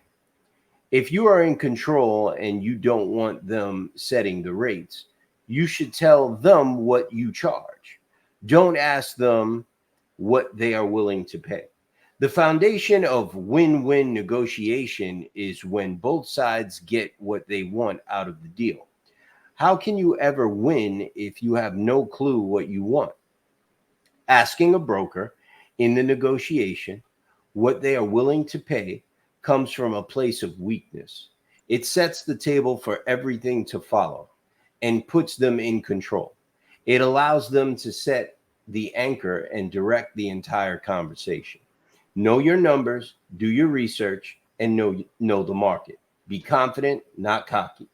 Give your price with conviction. It should be a statement, not a question. It should sound like $1,000, not $1,000. There is a big difference in how that is perceived, and that is the end of the post. I know he wanted to say the author of this post. This was just cut and paste. This is not his words. This was just cut and paste. I don't know if he agrees with it or not, but look, this author of this post makes a lot of correct points, but most of it is wrong. He does make a lot of correct points about projecting confidence and leading the prospect. In sales, we lead the prospect down the road of yes. You ask open-ended questions that are simple questions that usually lead to yes answers. And the thought process behind that is if you get a prospect continuously saying yes and being agreeable to you, when you finally ask him for the order or her, the answer will be yes. I spent the better part of my entire life selling. I am a career salesperson. And I responded to this comment. Honestly, I didn't read the whole thing because it was funny that it was put in the group today because I was thinking about it last night. This idea that everything would be solved if we asked for more money and said no. But the truth of the matter is that this industry is not made up like that. The Motor Carrier Act of 1980 made it possible for there always to be a revolving door of new people with no experience coming into the industry that do not know anything about trucking, therefore do not know how to negotiate. So although this is kind of correct, but mostly wrong, it doesn't take into the account that the government made it so that there's always fresh blood coming into the industry by taking away the barriers to entry. And if you look back in history before the Motor Carrier Act of 1980 was signed by Jimmy Carter, they did a test run 2 years before. And the first thing they did was they lowered the barrier to entry. That was the first thing they did. They told everyone, they put an announcement. The ICC made an announcement and put it out in the country and said, if you'd like to become a trucker and get your own authority, pay for the authority and we'll approve you. And the year before, they had, I believe, less than 5,000 applications for new authority, and they approved probably 25% of that. When they did that, they had over 70,000 applications that year, and they approved over 90% of them. That was 2 years before the Motor Carrier Act, before deregulation, let's just say. 2 years before the Motor Carrier Act of 1980. So they knew from back then, before the Motor Carrier Act of 1980, lowering the barrier to entry was the key.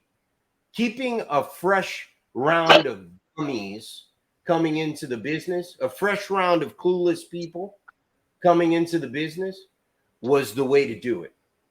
Yep. It's sort of kind of like immigration when you think about it, right?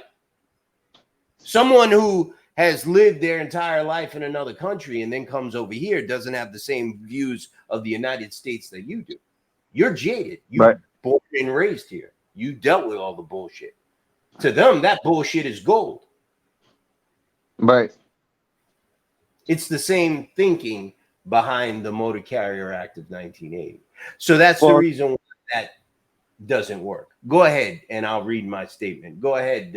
Hey, Jamie, how you doing, brother? I'm all right. I'm just chilling. How y'all tonight? All right. I'm glad you got a nice connection. I was just going to add, people that do come from across the border, our money is actually worth more in their country. That's why they do it. And That's I want to. that's the biggest reason why they do it. I'm glad Jamie's here because I got a lot of phone calls from people from other associations and other groups and companies and just average Joes out there driving in their trucks. I even got a few contacts from people in the household goods industry, which is rare. And but they've been reading some of my press releases. One guy in particular from the Georgia Trucking Association, I believe it is, contacted me. And he has some pretty interesting ideas as far as as far as broker transparency is concerned. Jamie, I wanted to run this by you, and then I want to go back to that thing that I just spoke about.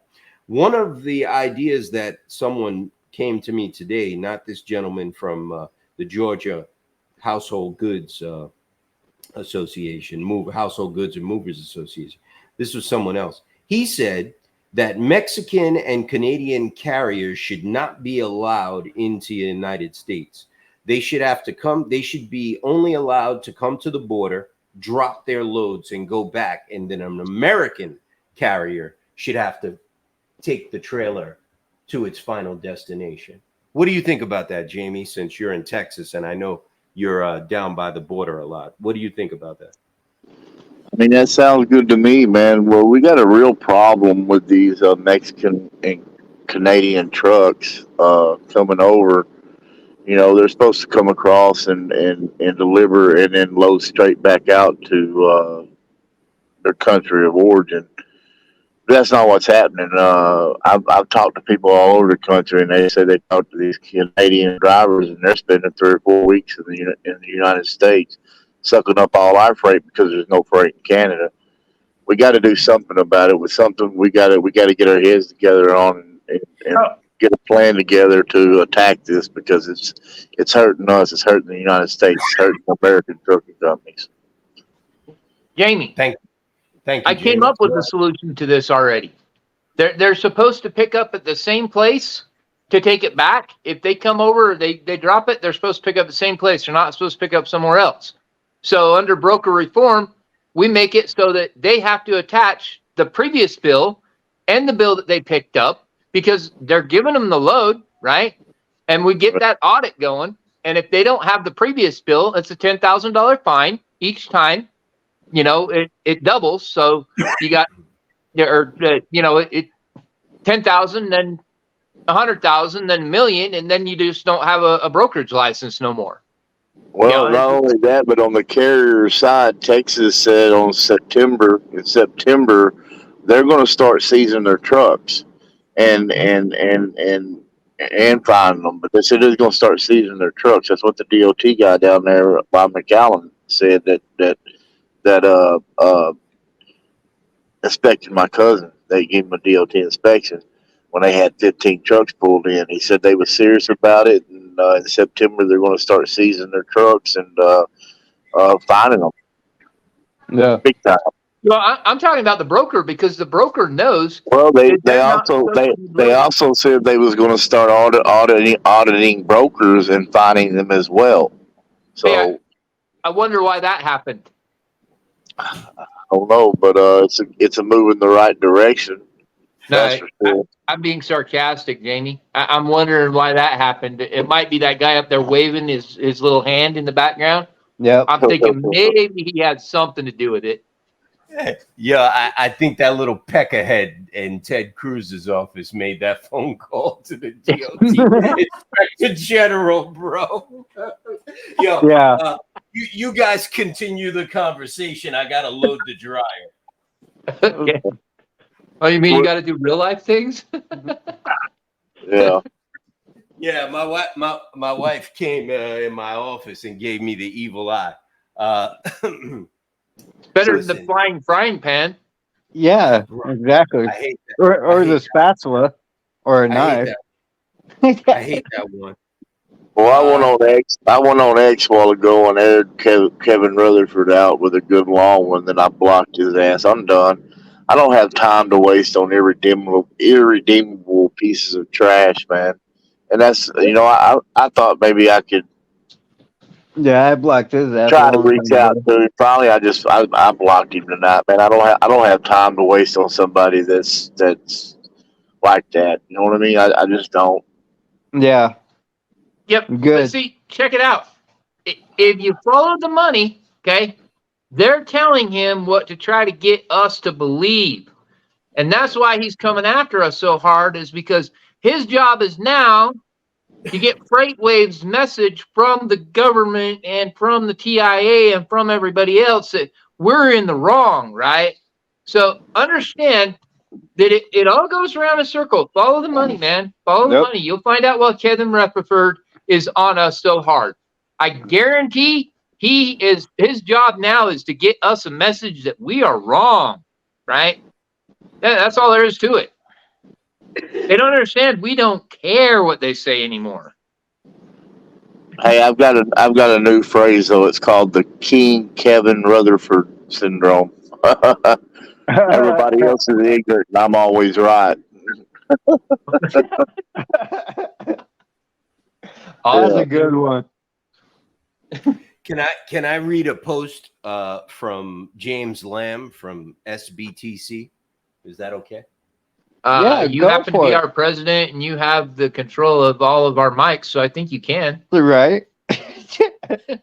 Wait a minute. I can control your mic? Yeah, Where- you can. Yeah, you can. You can mute us.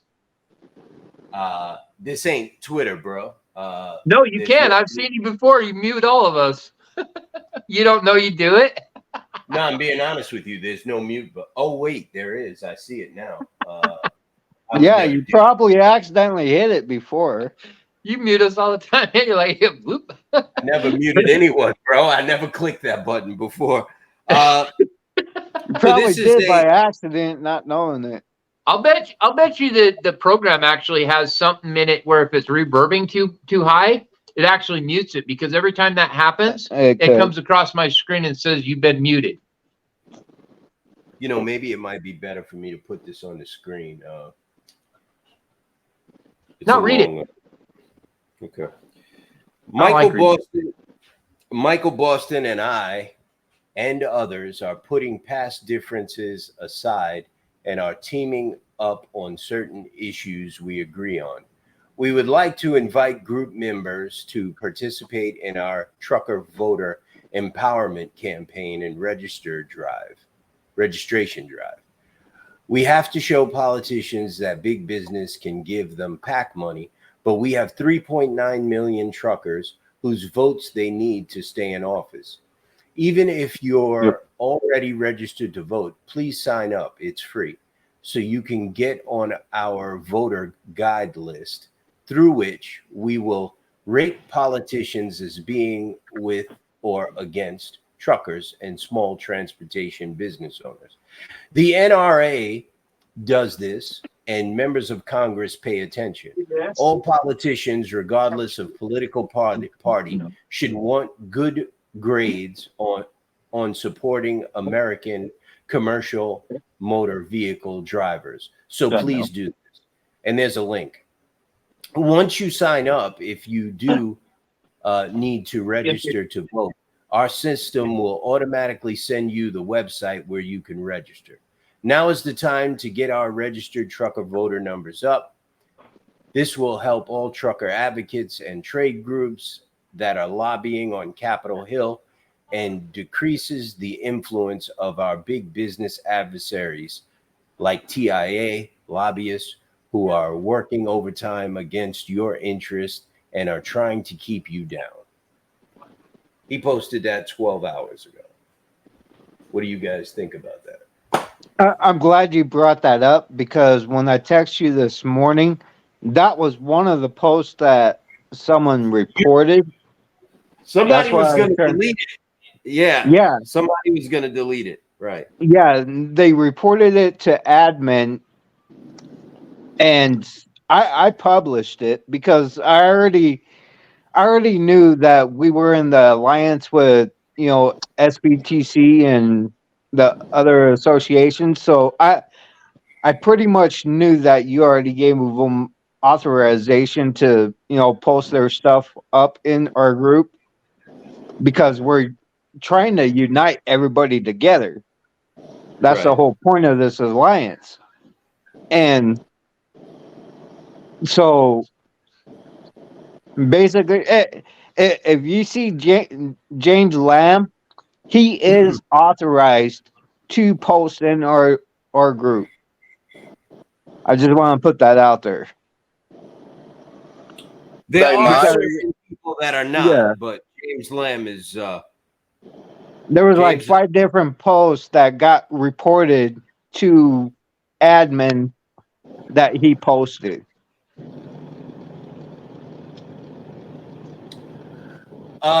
Jamie, Yeah. any comments? Yeah, did you have you seen this? It just come out 2 days ago. The FMCSA details new truck driver detention time survey. Have you seen that? Yes, we were talking about that earlier. Yes, I put it on the screen. I just Matter- seen it. Yeah, I just seen it, man. Just doing some reading. You're talking about that. Oh, I can't see it. It's under the damn time deal. Oh no, that one. Oh, that's Yeah, it. that's the wrong one. Is it this one? Nope, that's suicides. No, I didn't put it on the screen. It's in the group. Yeah, pretty interesting. But they'll just study it again and move on like they always do, unless we damn raise hell out here. It's sad that we've gotten to where we got to raise hell to get anything done, man. But yeah, as far as James Lamb, I'm glad we're standing united, man. The more support we can get and team up with everybody else, the more power we have is to move in the right direction. Um, I think have you talked to Matt today, Mike? Yesterday. Yeah, I talked to him today. He and I talked to John this morning. They done that what's that network? GCB or GCD or? But he said that's going to be an awesome platform. He said they was in there last night and they had 47,000 listeners. And Who? Matt Maga. 47,000 listeners. Yeah, they did a podcast. Well, it's actually not it is. I guess it is, but it's actually on their own network. It's the network, and you're going to have to go in there and they got it set up for you going into. They want all the department heads, well, you, Brandy from Shepherd's Watch, and the rest of them to come in on a day when because it's only an hour long. But so that's coming up. Get ready for it. But there was 47,000 listeners. You guys want to meet the National Owner Operator Mega Corporation Private Investigating Team? No one knows about this. They probably haven't even paid attention. Would you like to meet them? Sure. Boop. Defend America's Truckers. If you have not joined this page or like this page, you should. These people are very smart and they are in places that you would not believe. They are in the inside of mega corporations that you would not believe. They have information that you would not believe. We go into these meetings and negotiations armed with information the other side doesn't know how we obtained or know about. And there you have it. Amazon, Walmart, Target, all of them, they're the enemy. They sustain the rigged broker models. They funnel money through TIA and OIDA to pay them off, the politicians. We're starting to uncover the source of the greed and corruption, and we'll turn over every damn stone. Any comments? Hell yeah. That's good stuff, man. I've been actually hitting. I've been About actually time. hitting. I don't know. You know, like, I've been sorry. actually hitting Judicial Watch up too, and Dan Bongino. I've been hitting them up as well. Amazon, Walmart, Target, all of them. They're the enemy. They sustain the rigged broker models. They funnel money through TIA and OIDA to pay off politicians. They funnel money through TIA and OIDA to pay off politicians. They funnel money through the checkout counter in the stores when they ask you if you want to average up on your bill to give it to donate to charity. I've also That's- seen that at Flying J, bro. That 50 cents, 65 cents, 25 cents. Flying J the other day. So, you know, That does not go, that money does not all go to that charity on the screen when you click yes. They send 1 penny to that charity. The rest of that other 49 cents goes to a PAC. it was already posted up too, but I didn't Okay. want it.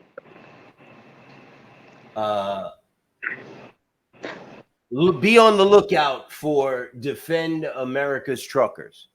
I suggest you join that page, click on it, like it, be on the lookout. I know a lot of people don't know about it. I think there's not many already signed up to it, but you should, because that's where the information will be released. Defend America's Truckers. Check it out. Who's this? Who's the page? What page? Defend America's No. Truckers. What is it? Is it a web page? Yeah, it's a it- Facebook group. It's a Facebook page. Well, they better start their own page because now they're going to be, attacked. Defend America's Truckers. Click on it. Check them out. Right there on the bottom, hashtag truckers first. You can go to Defend America's Truckers. You can find them on Facebook. You should follow this page. There'll be a lot of information released here. Do you agree? The whole system needs to be exposed. So I got a question. They said they were talking about the debates last night. You gotta raise your hand. Not one question last night was about how China is destroying our supply chain by working with global corporations and corrupt gatekeepers to take hostage the most important people in our economy, truckers. We can't take any candidate seriously if they're not serious about defending those who keep our economy strong. Hashtag GOP debate. Your phone, bro. You won't stop me. So, has it been discovered like Swift, CR England, Knight, all of these guys are contributing into that yet? I do not know. I would have to find out. Contribute directly to the. Well, you see when I put up about Warner, right? How much money they paid. TIA, yeah. No, they say that actually went straight as special interest in Congress. I think it was $12 million, wasn't it, Mike? Something like that. And then just so happened behind that,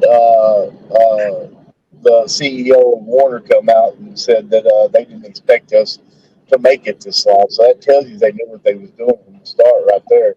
Shows me. Yeah.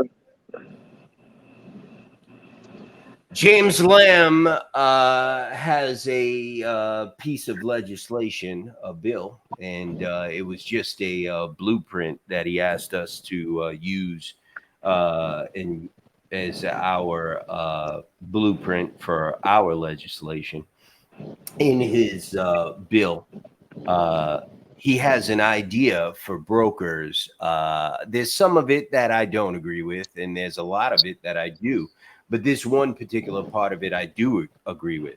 Since brokers have authorities and they have to registered with the FMCSA, brokers should have a new entrant program as well. He makes the suggestion that the new entrant program should last 1 year, and during that year, brokers. There's certain parts of it I do not agree with. I think that brokers' bond should be increased for that probationary period. But you should definitely read it. I mean, I'm not going to get into it here because there's a lot of intricacies in it. But he has some very good ideas. I was talking to an individual from the, I believe it was the Georgia Household Goods and Movers Association. And he brought up a good point about what happened to the travel industry back in I believe it was in the 90s, how the travel industry and travel agents disappeared. And he said that there needs to be a central electronic system where carriers and owner operators meet with shippers to move freight, and it's fully transparent. And he was shocked to find out that we already are working on something like that, putting that legislation together. And I explained the NMS system that is used on Wall Street, the national market system. That is the way stocks are bought and sold on NMS. And it works. It's been in place for decades, and it works. And it's fully transparent. Buyers and sellers have full transparency.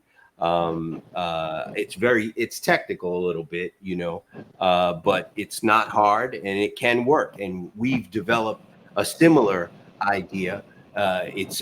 We call it NMST, National Market System Transportation, and it is a electronic system where carriers and shippers meet to match freight and get it moved. It does away with a lot of things. It does away with double brokering. That's gone. It does away with no transparency. That's gone. It does away with factoring companies. That's gone. It does away with a lot of headaches that causes bottlenecks in the supply chain. So we've put that together, and we finally gotten it on paper, and that coincides with the SRO, the self-regulatory body that we've created as well. So it was cool because I was talking to this guy, and he used the travel industry as an example, because that's exactly what happened to travel agents, right? They got rid of travel agents by creating electronic system where people can book their own travel. Go ahead, Jamie. Wasn't me, brother. Mike, you guys have no light. Well, I don't know where the light is, but there you go. Okay. I got my little avatar up, man. I'm in bed, so. Okay. Any comments, Mike? Well, I mean, we kind of knew it was going to be coming out, and it's about time, and they've got nowhere to run now. I mean, honestly, it's time that we start making those that wronged us pay the piper. I mean, it is what it is, man.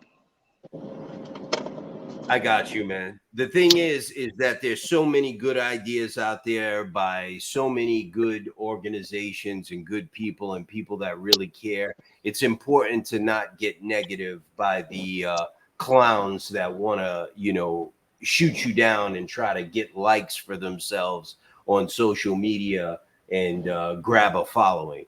And especially these ones with megaphones like I don't know this chimp's name, Kevin well, whatever his name is, at Freight Waves or whoever Jamie was talking about. Kevin, what the hell is his name?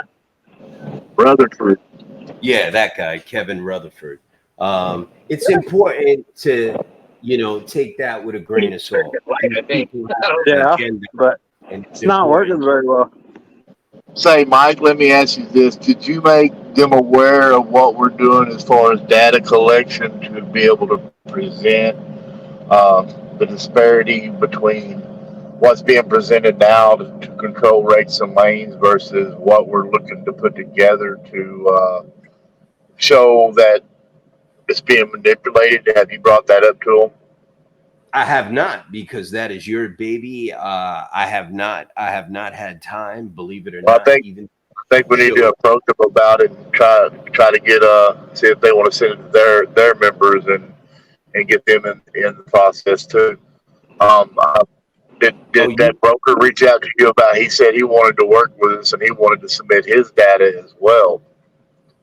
I was contacted by many brokers yesterday for some reason. I think at least 3 or 4 of them contacted me and told me they wanted to work with the association. I know one brokerage out here in Long Island contacted me. I had another broker contact. I'm getting contacted by brokers left and right, trying to work with the association. Honestly, I'm getting bombarded with phone calls, and I've been just telling people, call me back, send me an email, call me back. I can't right now. I don't have lines on my phones.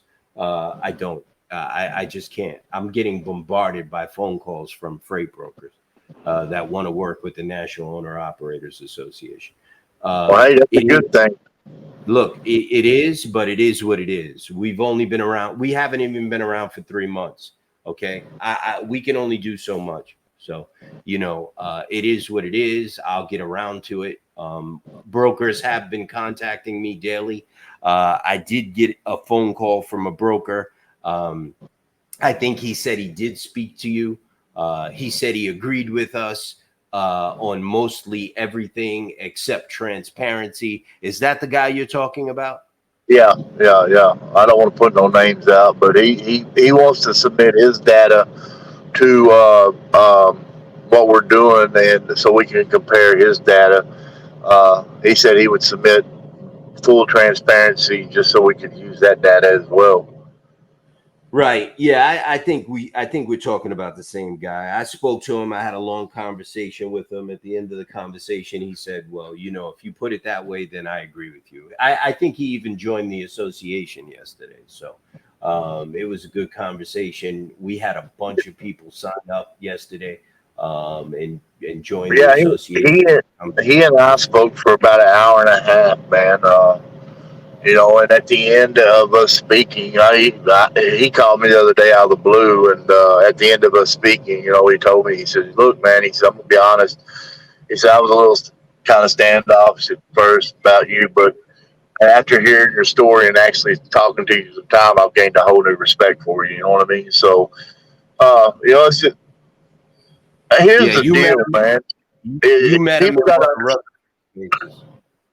Yeah, people got to understand, man. We're just normal people, man. We ain't politicians, and that's what I wanted to bag a mission today with my message to them was, that most advocates nowadays are not really advocates. They're politicians or aspiring politicians. They want to come into things instead of taking their gloves off and calling an ace and a spade a spade. They want to come into it in a political standpoint. Got to dot my I's and cross my T's and be polite. Well, that's not me, man. I'm just an average person. I'm not a politician, and I don't ever want to be a politician. I'm gonna call it like it is, and that's Max the same way. You know what I mean? That's the reason why we've been tearing their ass up. I ain't afraid. They want to take a political approach and not point fingers or call out names.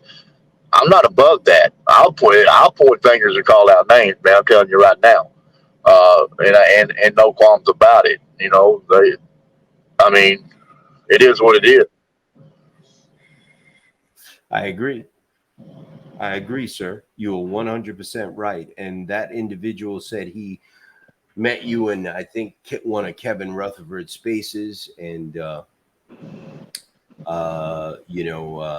I did speak with him. We had a nice conversation. He's a very nice man. And, he's very level headed. He didn't curse me out or call me stupid or try to, belittle what we were trying to do. You have to understand these guys are doing this because they know their days are numbered. What's about to happen is going to happen, whether they like it or not. The general freight broker is one of the only individuals in such a large market that is unregulated. It is unheard of in this country. Any intermediary operating in any industry is that large is regulated, whether it be real estate, whether it be on Wall Street dealing with finance, whatever. They are not car salesmen, so you can't put them in that category. They handle funds, they handle finances. They are true intermediaries. They are licensed through a government agency, the FMCSA. They must be regulated. And these individuals, like the ones you scream and yell at every day in Kevin Rutherford's group, are fighting for their lives, and they're afraid because they know we're right.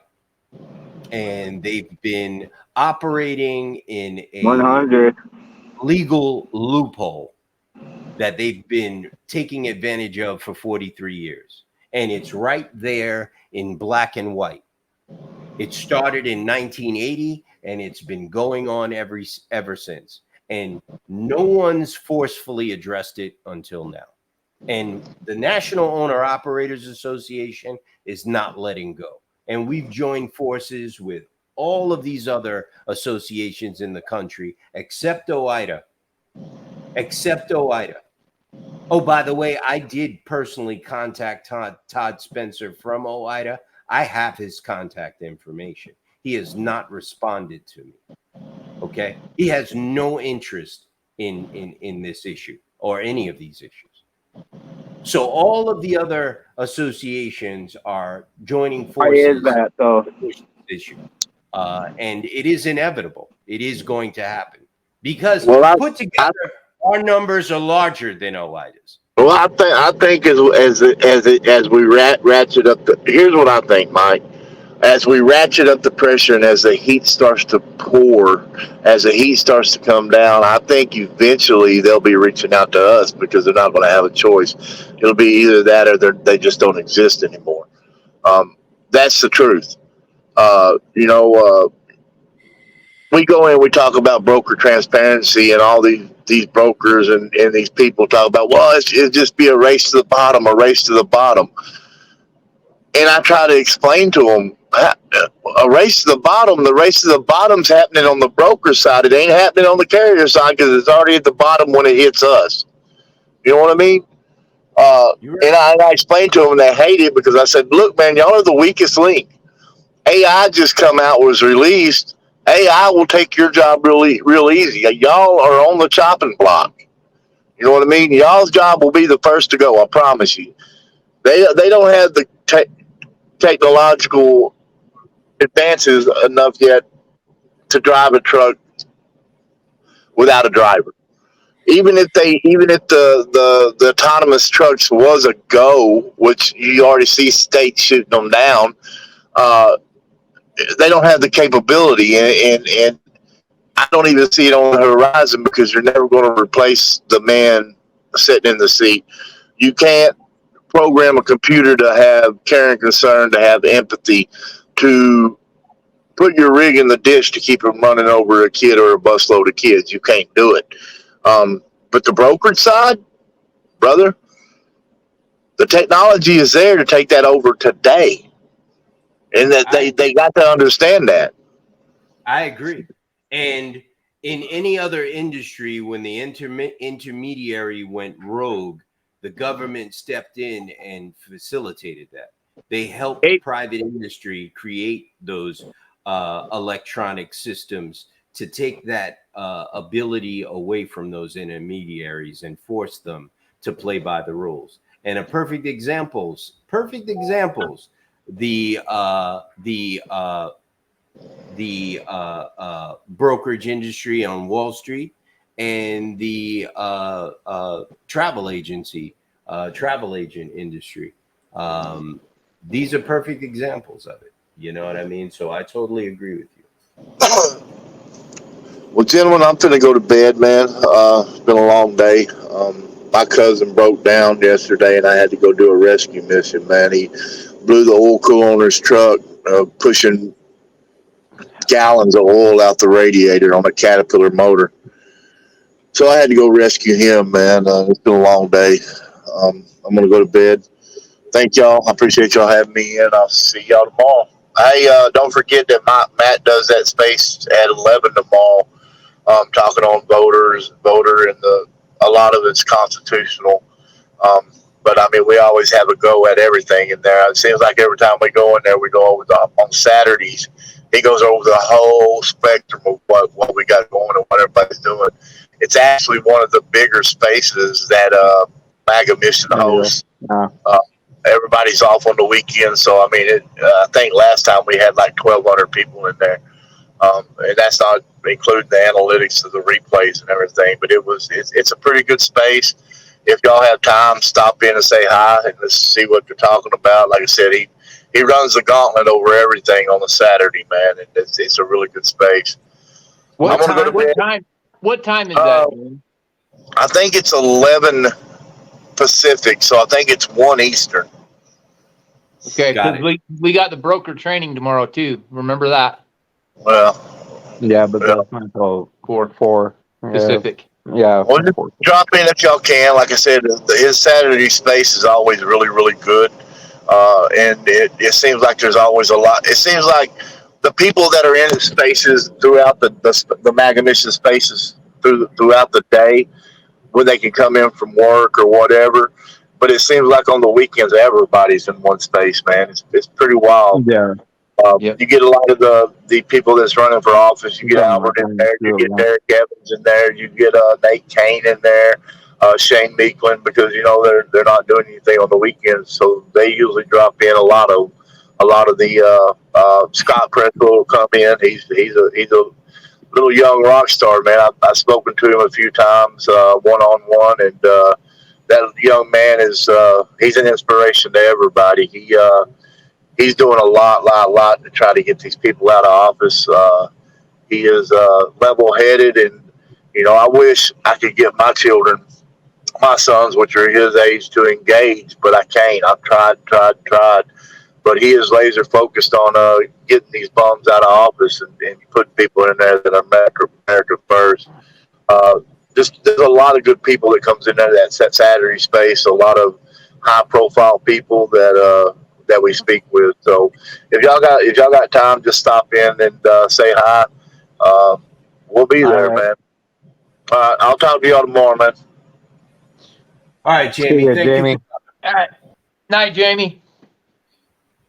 Hey, Well, Mike, were we talking about the automated trucks and stuff? Was that what we were talking about? Because I wanted to add to that when it came up, the autonomous Go trucks. ahead. Is that what you guys were Yeah. talking about? Yes, Yeah. sir. Hey, Go ahead. wait till they find out that all they have to do is cut one of those trucks off and slow it down, have another truck over in the other lane, and they can totally stop it and just take the truck. And who's going to stop them from doing that? Who's who? Once the thieves find that out, the whole economy can be shut down just by people that want to Yep. have a truckload full of stuff. I'm just saying. I mean, it's Yeah. All The they truck's gotta not do gonna know is the hack difference. into the truck. other than traffic. That's all it Yep. knows. All they gotta do is hack into the system. Well, they don't even have to do that. Did you know you can cut a Tesla off, slow down, and it will slow down until Yep. they come back over? Yep. It works the same as the other brake system. So you literally, if you have a car over here and a car in front of them, you can literally make that truck think that it's traffic, and it will stop right there in the middle of the road and will stay there until that car moves. Yeah. So, I mean, I'm just saying.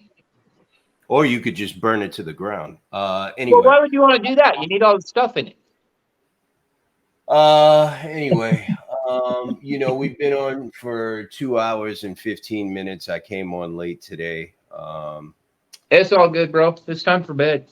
Yeah. You guys got any parting words? Thanks for having us. Thanks for hosting us. Thanks for being our president. And, you know, thanks for bringing the truth out to light. You're welcome, and thank you for supporting NOAA. Thank you for everything that you guys do. Chris. So I want to thank you, Mike, for putting this association together, getting all of the other associations that's aligned with us in the same thought. And I'm pretty sure everybody knows who I'm talking about. It was Excluding the one association that's supposed to be for us. And thanks for doing that. Like, Yeah, bring it to Congress's attention. honestly, you brought honestly, it all together, brother. that was Bill. That wasn't me. That was Bill. It wasn't me. We talked about it and we worked on it together. And you know, it wasn't me. The other members of the Yeah, alliance. but I know you put the fight up for it because But Mike, I know it's been brought to your attention from the beginning. Mike, if you hadn't cared 2 years ago and started this whole movement, and you're not going to tell me you didn't start the movement, you might not have had it, you know, where you needed it 2 years ago, but you started this movement 2 years ago, and you set all the pieces up so that no matter what they did, they couldn't take you down. And then we did, you know, the strategic moves to bring people together.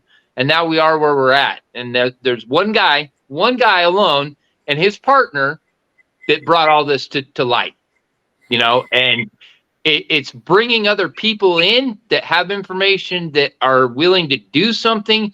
But, you know, it started with you and now it's just like a domino effect and there's nothing they can do about it. And that's all there is to it. Yep. Well, I appreciate you, man, and I appreciate your kind words. And you know, as a group, we still have a lot more work to do, and hopefully, this coalition will get it done. But we need the members out there and the people that are thinking about becoming members and being proactive to step up and you know, really get involved. You know, and we're getting there. We're getting there.